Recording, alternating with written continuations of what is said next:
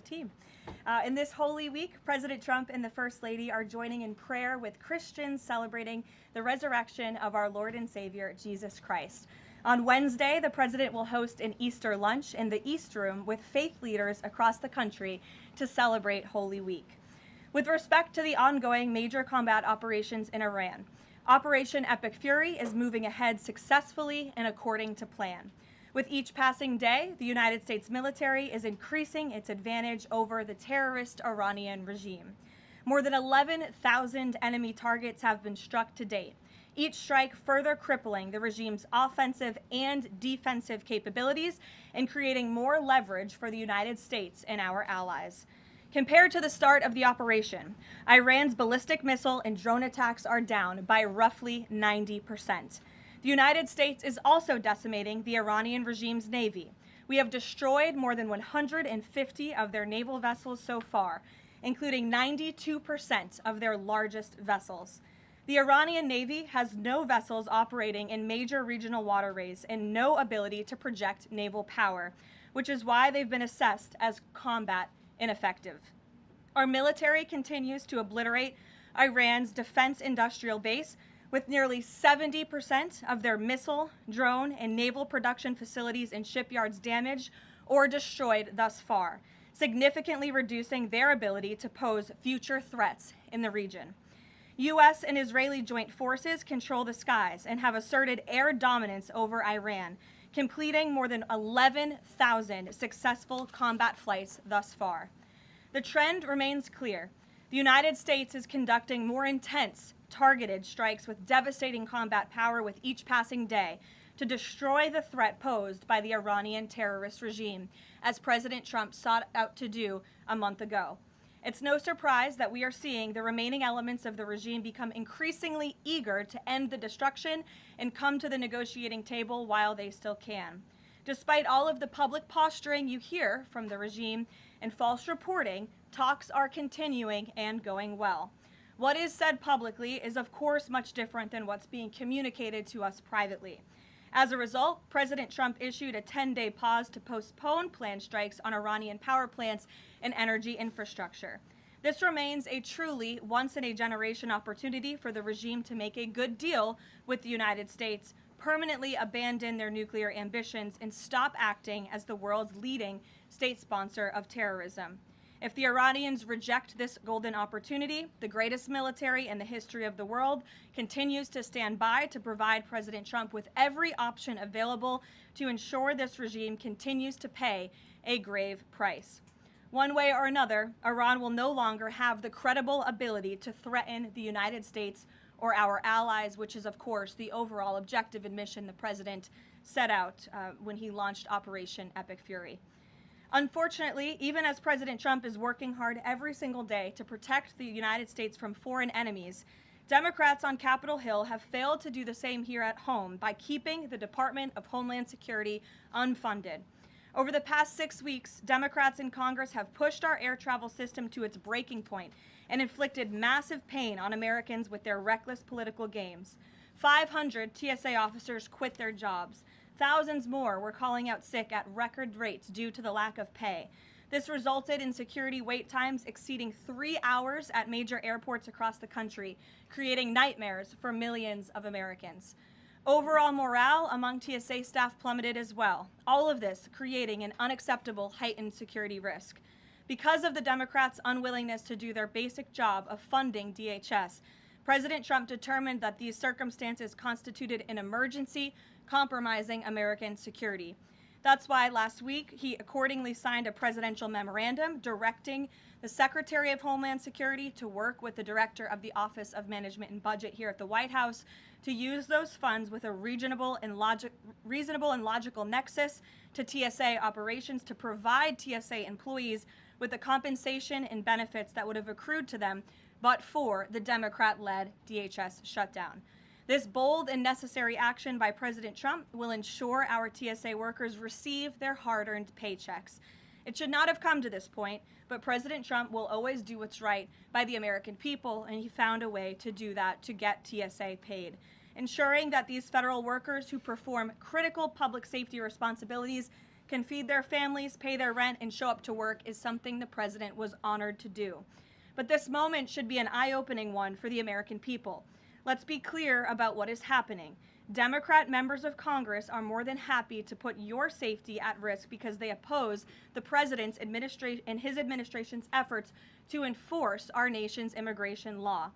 Democrats refuse to fund ICE because they want millions and millions of illegal aliens to pour into the country just like they were under the Biden administration. They want murderers and rapists and thugs to remain in your communities rather than be removed by ICE and Border Patrol agents. The Democrats created this mess. They are the reason for long lines at airports and tens of thousands of employees going without pay. Once again, President Trump is cleaning up their mess because he cares more about the American people than destructive, petty, partisan politics. With that, I will take your questions today. Here in our new media seat, we have Wid Lyman. Thank you for being here. And why don't you kick us off? Thank you. Happy Easter. Thank you. You as well. 2 questions for you. Thank you. There are some concerns the administration is starting to change its position on deportations, border enforcement, possibly asylum policies. What would you say to Americans that are somewhat concerned that the shift has happened? Sure. Well, while there has, of course, been a change in leadership at the Department of Homeland Security with former Senator, now Secretary Mullen, joining the president's cabinet, I can assure the American people there has not been a change in policy. It has always been the policy of this president and this administration to deport the worst of the worst illegal alien criminals from our communities. That's something I know Secretary Mullen remains wholeheartedly committed to doing. And it's something that is overwhelmingly popular with the American people. And it's something that is necessary to protect our homeland and to prevent deaths of Americans in our country. Just last week, Sheridan Gorman, a young woman in Chicago, was shot and killed on the street walking with her friends outside of her university by an illegal alien from Venezuela who had no right to be here in the first place. And it's despicable that Democrats are currently defunding the department that's responsible for removing illegal aliens like that. And I would also add it's despicable that the lack of coverage of this young woman's case, of her life, and the way that it was tragically cut short. I saw a survey over the weekend that I'd like to bring to all of your attention. This is the media coverage of the case of Sheridan Gorman. You have ABC News has spent 1 minute and 19 seconds between 2 days when this case was first alerted. You have CBS 2 minutes and 1 second. You have NBC 23 seconds spent on the life of a young, beautiful American woman whose life was taken short by an illegal alien who should have never been here in the first place, when we are in the middle of a battle on Capitol Hill with a major political party, the Democrat Party, who wants to defund the agency that is responsible for protecting Americans. I think her life was worth more than 23 seconds on cable television, and I think the people in this room have a responsibility to report on cases like this because it just exemplifies why the president believes so strongly in deporting illegal aliens from our communities. And thank you for the question. Dasha, go ahead. Caroline, I have 2 questions, one on Iran and one on DHS funding. On Iran, the president has said that the administration is talking to a new and more reasonable regime. How confident are you that they are legitimate and have enough grip on power? Marco Rubio said earlier that he's not sure and it's not clear whether they will be in power. So are you also talking to other factions? As a president is trying to make a deal, how do you ensure that you're making a deal with the people who can actually implement it? Well, that's part of the ongoing process that's taking place and the ongoing negotiations. Of course, anything that they say to us privately will be tested, and we will ensure that they are being held accountable to their word. And if they are not, the president has laid out the military consequences that the Iranian regime will see if they don't hold true to the words that we are hearing privately behind the scenes. When the president says more reasonable, again, these folks are appearing more reasonable behind the scenes privately in these conversations than perhaps some of the previous leaders who are now no longer on planet Earth because they lied to the United States and they strung us along in negotiations, and that was unacceptable to the president, which is why many of the previous leaders were killed. So again, this is another historic opportunity for Iran to do the right thing, to rid themselves of their nuclear ambitions and to come to a deal with this president and the administration. Or again, they will see the grave consequences of the United States Armed Forces, which they are continuing to see every day throughout this operation. On DHS, how long can the administration keep paying TSA without action from Congress? And not to be hyperbolic, but given the airports were really the pain point that was pushing both sides to talk to each other, I mean, do you see a way for DHS to reopen? Is it possible that this keeps going through the midterms? Well, we certainly hope so. I mean, of course, the president just can't keep signing presidential memorandums and proclamations every time Congress fails to do its job, and every time Democrats are holding our entire country hostage, picking and choosing which programs and agencies they want to fund just because they don't like this administration's policies. That's not how it's supposed to work. They voted 7 times against funding DHS over partisan and political reasons. And so, again, the president has stepped in to do the right thing at this moment in time, but the president is also encouraging Congress to come back to Washington to permanently fix this problem and to fund and reopen the Department of Homeland Security entirely. Caroline. Stephen. Thank you, Caroline. 2 questions, one on TSA, one on Iran. On TSA, for ordinary Americans watching the briefing, how long until everything goes back to normal at airports after the president's action? And then on Iran, on the time frame, President Trump initially said about 4 weeks. Secretary of State Rubio on Friday reportedly said it might be another 2 to 4. Is 2 to 4 the current ballpark that the administration is thinking? With respect to the timeline, again, the President, Commander-in-Chief, the Pentagon has always stated 4 to 6 weeks estimated timeline for Operation Epic Fury. We're on day 30 today, so again, you do the math on how much longer the Pentagon needs to fully achieve the objectives of Operation Epic Fury, which I will reiterate: destroy the Iranian Navy, destroy their ballistic missiles, dismantle their missile and drone production infrastructure, significantly weaken their proxies throughout the course of this operation, and then, of course, preventing Iran from ever obtaining a nuclear weapon. To your first question, Stephen, about TSA and airports, nothing will be truly normal again until Democrats do the right thing to fund this agency fully. Again, the president has stepped in the meantime to do what's right to end this crisis that we've had at air travel and at airports across the country in the meantime. But again, Congress needs to come back. Democrats need to fund the Department of Homeland Security so we can formally and fully get these great employees paid long into the future. Caroline. Jonathan? Thanks a lot, Caroline. 2 questions regarding the financial costs of the war. Back during the Persian Gulf War, 1990, 1991, Arab countries paid for the vast majority of the cost of the war. Kuwait, Saudi Arabia, the UAE. Who's paying for the cost of this war? Will those Arab countries step up to do just that? Well, I think it's something the president would be quite interested in calling them to do. I won't get ahead of him on that, but certainly it's an idea that I know that he has, and something that I think you'll hear more from him on. And then secondly, the cost of diesel is averaging at $5.38 a gallon right now.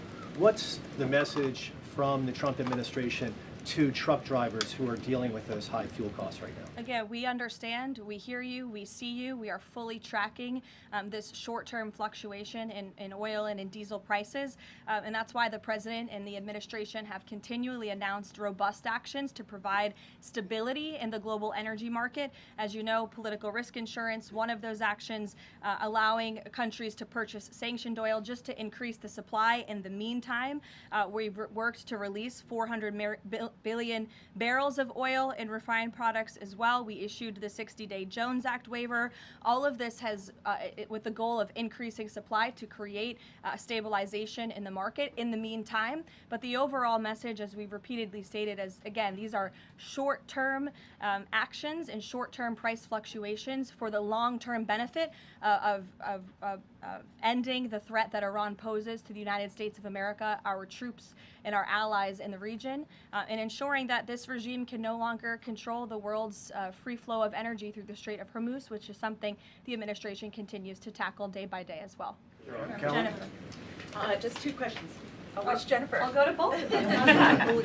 Go ahead. So 2 questions. One on China and one on Iran. On China, ahead of the president's trip to Beijing, will there be a working level meeting with Secretary Bessent, Jameson Greer, et cetera, and when will that be? I do expect cabinet officials to travel to China ahead of time. I don't have a readout on their schedules for you, but this is something we typically do with international travel, as you know. So I'll talk to the Treasury Department and the cabinet myself, and we'll get you that answer. But we do expect them to move ahead of time. Okay, and thank you. And on Iran, if Iran is kind of cherry picking what tankers get to go through the Strait now and contemplating big tolls on those tankers, is that consistent, or how is that consistent really with the president's message about really wanting the Strait to be fully open does the administration support a regime or system where Iran is effectively charging tolls on these vessels to access? That's not something we support, and I would reject that they are cherry picking. In fact, as you know, these tankers that are moving through, the 10 that were previously announced, and now the new 20, the announcement of 20 additional tankers, which we expect to see over the coming days, are a result of the direct and indirect talks that are taking place between the United States and Iran. So you wouldn't have seen those tankers if not for the president's diplomacy and his team engaging on this matter, which we expect that compliance moving forward. And it's, again, something that we're working on very closely. Sure. And behind Jake in the back right there, you put up your hand very excitingly. Go ahead. Hannah from News Nation. Thank you. Thanks for taking my question. I have two for you real quick. There are reports that Republicans are weighing cuts to health care in order to make way for that $200 billion for the Pentagon and Operation Epic Fury. Is that a trade-off that President Trump supports? I've seen these reports. I haven't spoken to the president about it, nor have I heard this being discussed in any high-level meetings here at the White House. I don't want to weigh in definitively because I just haven't heard that being discussed here in the West Wing. And then secondly, I know President Trump says we're ahead of schedule in achieving his military objectives in Iran. He laid out that 4 to 6 week timetable for this conflict, and we're now within week 5. So how do you square kind of those two? Well, 4 to 6 weeks estimated timeline. Again, you just said we're on day 30 of the operation. I just provided you with some of the updates from the Pentagon directly in achieving the objectives, and the military has been enormously successful. I think we should all be very proud of our armed forces for what they have done over the past 30 days. The mission will continue until the objectives are achieved, and that 4 to 6 week timeline does remain right now. I don't have any updates for you on that. Yeah, like others, one on TSA, one on Iran. On Iran, I know it's tough to engage in hypotheticals, but I feel like this is one that you could engage in. If the president does seek... Probably not, but we'll let's see. see. If the president does seek, or the United States seeks a ground war, does he intend to get congressional authorization of that march? Look, the president has been asked about boots on the ground or alleged ground operations various times. He's obviously declined to rule them out.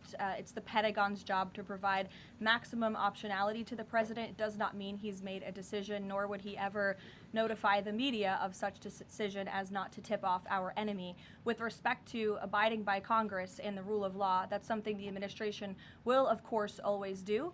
And it's something that we have great respect for Congress. The president does with military operations. In fact, prior to the launch of Operation Epic Fury, as you know, the administration gave a courtesy notice to Congress in the Gang of Eight, and top-level administration officials and cabinet secretaries have gone to Congress multiple times over the past 30 days to provide those courtesy briefings to Congress when requested. TSA quickly, I've been asked by multiple Trump supporters that have said, given the fact that the president on that Friday gave that memorandum informing DHS to pay TSA workers, I know there's a lot of negotiations involved in a shutdown of this size. Why did the president not sooner issue that payment to TSA workers? Well, it's because of the Democrats voting 7 times against reopening the Department of Homeland Security that we came to a place of an existential crisis. I mean, you saw the lines at various major airports across the country, American travelers really paying the price for Democrats' partisan games. And so the president worked with his legal team here at the White House and the Office of Management and Budget to find a solution to take care of the emergency that we were seeing in air travel across the country. And it's because of the president that TSA agents are being paid. But again, he's calling on Congress to do the right thing, to come back to Washington, and to fund and reopen the Department of Homeland Security fully. Sure. Hi, Lindsay Ellis from the Wall Street Journal. I'm trying to square the 4 objectives laid out by the administration with the goal of reopening fully the Strait of Hormuz. Would President Trump declare victory and wind down military operations if the 4 objectives are met but still passage remains quite slow through the strait? Look, as I've said repeatedly and as the president has laid out, the objectives of Operation Epic Fury are as follows: destroying the Iranian Navy, destroying their ballistic missiles, dismantling their defense industrial infrastructure that produces those weapons that have long threatened the United States and our allies, and then, of course, preventing Iran from ever obtaining a nuclear weapon. The full reopening of the strait is something the administration is working towards, but the core objectives of the operation have been clearly defined for the American people by the Commander-in-Chief. Questions from the Garrett. President posted this morning about, his threat that on leaving Iran, he said we might blowing up and completely obliterating all of their electric generating plants, oil wells, Harg Island, and possibly all desalinization plants. Under international law, striking civilian infrastructure like that is generally prohibited. Why is the president threatening what would amount to potentially a war crime with the U.S. military? And how do you square that with the administration repeatedly saying that the U.S. does not target civilians? Look, the president has made it quite clear to the Iranian regime at this moment in time, as evidenced by the statement that you just read, that their best move is to make a deal, or else the United States Armed Forces has capabilities beyond their wildest imagination, and the president is not afraid to use them. That's not what I said, Garrett. And you're saying the word potential for a reason, because I'm sure some experts are telling you that in your ear to try to ask me that question. Of course, this administration and the United States Armed Forces will always act within the confines of the law. But with respect to achieving the full objectives of Operation Epic Fury, President Trump is going to move forward unabated, and he expects the Iranian regime to make a deal with the administration. To that end, which of those objectives would destroying a desalinization Haley, plant most help? Haley, go ahead. Thanks, Caroline. I want to follow up on Iran. When you're describing that the Iranians you're in contact with are being more reasonable this time around in discussions, what specifically are you hearing that is leading you to that conclusion, and how are you defining what's reasonable versus unreasonable in that regard? I'm not going to detail the private and sensitive conversations that are taking place between the United States and Iran right now. But generally speaking.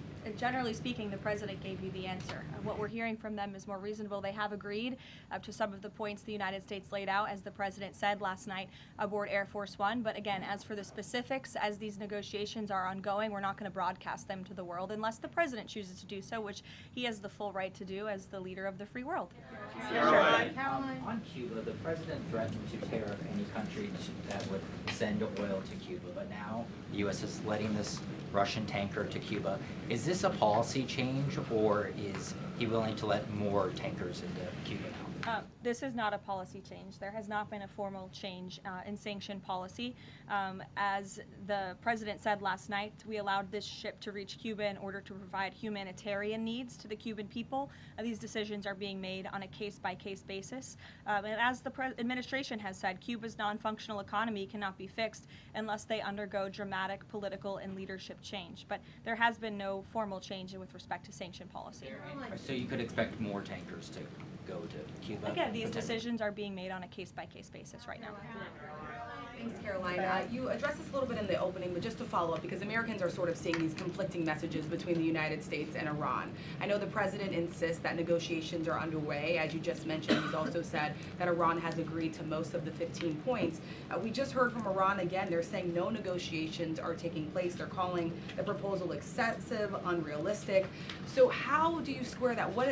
How do you explain that discrepancy between the two? I think the American people are smart enough not to take the word of a terrorist regime that has chanted death to America for 47 years at their word. And I hope the journalists in this room are wise enough not to take an Iranian regime that has repeatedly lied about our country, about our values, about everyone in this room, frankly, for nearly 5 decades. So I think the American public are smart enough to understand that. And just to follow up on the objectives, you laid them out, but I know the president has set a deadline for April 6th in just 1 week. What does the president need to see to not move forward with those strikes by April 6th? Well, I think he said it in his Truth Social post this morning. He wants to see a deal over the next 10 days. That timeline is waning, several days left, and we'll see. I won't get ahead of it. We'll see what happens in the end of the 10-day period. Caroline, thank you. One on Iran, one on the shutdown. The president continues to say the U.S. is in conversations with a more reasonable regime, but there are now hundreds of U.S. Special Operations Forces, including Navy SEALs and Army Rangers in the Middle East, as well as thousands of other troops already deployed. So is he trying to end or intensify the conflict? The president is focused on achieving the objectives of Operation Epic Fury. With respect to forces that are on the ground in the Middle East, it's the job of the Pentagon to create maximum optionality for the commander-in-chief. It does not mean the president has made any additional decisions. Again, he remains focused on ensuring that the Pentagon continues to achieve the objectives of the operation that was launched 30 days ago, and we're well on our way to doing that. So if an American sitting at home hearing him say, I want to talk, but I keep seeing them send troops to that region. What are they to make of what's going on? There's two tracks here. The president has always said that diplomacy is his #1 option and priority. Again, he tried earnestly, in good faith, to engage in diplomacy with the Iranian regime prior to this operation being launched in the first place. He wanted to strike a deal, and he sent his top negotiators to do so. They spent extensive amount of time and effort trying to strike a deal, and unfortunately, the previous regime, again, many of those leaders no longer with us here on Earth because they faced the consequences of the United States military. So if there's ever a chance for a deal, again, the president is open to listening, but it does not deter him from focusing on the military objectives that he set out 30 days ago and that our military is continuing to achieve day by day. On the shutdown, he signed the national emergency order last Thursday, making sure TSA officers will be paid. There's still other civilian DHS employees, however, who are not being paid. Yes. Will he sign something similar to ensure they also get paid? Look, the president will always look into ways that we can make sure that the American people are being taken care of and doing what's right by the American people. But again, it's ridiculous that the president even has to go to the length of working with the legal team and the Office of Management and Budget to identify these funds. It is the job of Congress to fund these agencies. And Democrats in Congress have voted 7 times against funding the Department of Homeland Security. Congress should come back and they should get it done. The president, again, made the decision to prevent this existential crisis we were seeing at our nation's airports across the country that was only going to get worse, and that's why he wants Congress to do his job. Thank you, Caroline. Since you mentioned I'll go to you as well. Since you mentioned Easter and prayers, I wanted to ask you about something the Pope said yesterday. So Pope Leo said yesterday, and I quote him, "God does not listen to the prayer of those who wage war." Can you comment on that? I think our nation was a nation founded 250 years ago almost on Judeo-Christian values, and we've seen presidents, we've seen the leaders of the Department of War, and we've seen our troops go to prayer during the most turbulent times in our nation's history. And I don't think there's anything wrong with our military leaders or with the president calling on the American people to pray for our service members and those who are serving our country overseas. In fact, I think it's a very noble thing to do. And if you talk to many service members, they will tell you they appreciate the prayers and support from the Commander-in-Chief and from his cabinet. Caroline, thank you. President Trump told the New York Post that a response is coming shortly to Tehran attacking Israel's largest oil refinery. Is there a timeline on that? Is that tied to the success or not of the negotiations? I don't have any updates for you on the president's comments. Still consider the IRGC in control of Iran. Well, look, as Secretary Rubio said today, the leadership is very fragmented. We have really neutered their intercommunication systems, and that's part of this process of diplomacy to continue figuring out exactly who's in charge. I know they appointed a new Ayatollah, haven't seen or heard much from him, and so that's part of this diplomatic process that's underway right now. I'll take a few more. Solon. Thank you. You listed the described humanitarian reasons for allowing that oil tanker to reach Cuba. Just to clarify, why was the administration okay with Russia sending that oil to Cuba and not other nations? Look, again, this was a decision. It'll continue to be made on a case-by-case basis for humanitarian reasons or otherwise, but there's been no firm change in our sanctions policy. President Sheinbaum of Mexico also said that Mexico is exploring different ways to restart some of those shipments to Cuba. Is the administration okay with that at this time? Again, there's been no change in our sanction policy. We still reserve the right to seize vessels if it's legally applicable that are headed towards Cuba and that violate the United States sanction policy. But of course, the president and the administration also reserve the right to waive those seizures on a case-by-case basis. And to clarify, just any more Russian oil tankers going to be allowed to reach Cuba at this time? Again, I know you say case-by-case, but for the case of Russia, is it pretty much green light right now? No, that's not what I said. It's a case-by-case basis. Sure, Jeff, go ahead. Switching topics, the president has always attended CPAC. He did not this year. Why did he not attend, and does he believe CPAC is becoming less relevant? No, I don't think he believes that at all. In fact, he loves CPAC and has a very good relationship with the great people who run it, Mercedes and Matt Schlapp. It was just simply for scheduling purposes this year, with it being in Texas. It was best for the president's schedule and what he has on his plate right now not to go. Michael. Thank you, Caroline. If and when Michael. a deal is finalized with Iran, how does the U.S. provide protection to who it's negotiating with to ensure that they can carry out the president's peace plan? Again, that's something I'm sure our national security team is discussing. I don't have anything for you on that today. The ballroom. Can you tell us more about this massive military complex underneath the president's new ballroom? I cannot tell you more about that, actually, as a matter of fact.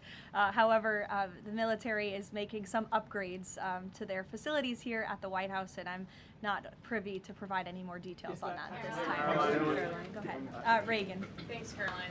Question on the Middle East and then a question on Antifa. Netanyahu said Sunday that Cardinal Pizzaballa will be able to hold services for Palm Sunday in the Church of Holy Sepulchre after he was initially blocked by Israeli police.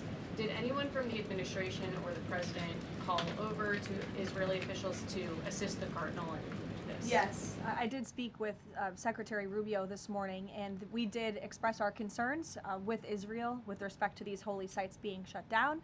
We want worshipers to be able to access these holy sites. Of course, safety is a top priority, but we understand Israel is working on those security measures to reopen the sites throughout Holy Week, and that's something that we're appreciative of. Antifa.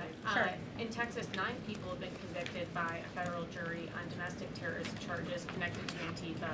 The White House has previously indicated that you guys are investigating Antifa, who's funding them, who's leading them.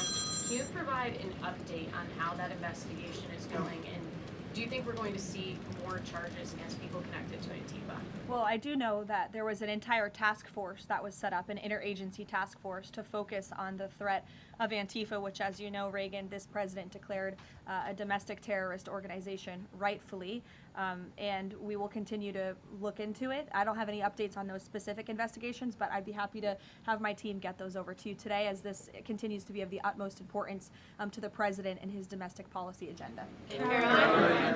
JJ. On one question on landmines, there's been some reporting that American-made landmines have been spotted on the ground in Iran. Did President Trump sign off on using U.S.-made landmines in Iran? I don't have any comment on that report today. Caroline, whether they're being used at all? I don't have any comment on that. Karen. Two on DHS.